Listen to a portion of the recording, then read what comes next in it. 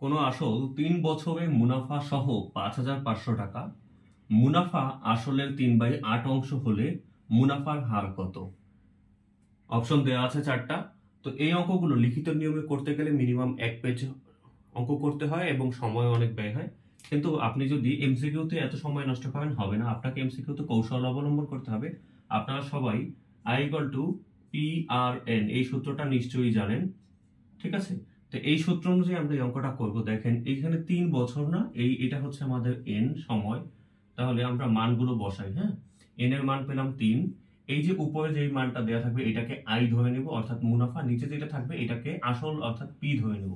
তাহলে আমরা পাইছি কি কি? এখানে দেখেন n এর মান পাইছি, i এর মান পাইছি, p এর মান পাইছি। পাইলেই শুধুমাত্র মুনাফার হার r, ঠিক আছে? এই r নির্ণয় করব। দেখেন মান বসাই। i এর মান হচ্ছে 3 সমান p কত? p হচ্ছে 8 গুণ r কত?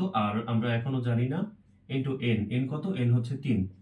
তো যেটা মান দরকার সেটা এক পাশে রেখে বাকি সব অন্য পাশে নিয়ে আসি। 3 8 গুণ 3, এখানে 8 গুণ 3 গুণ ছিল, এটা এই পাশে ভাগ হয়ে গেল, সমান r হলো। এই 3 এ 3 এ কাটা, r এর মান পেলাম 8 1/8 1/8।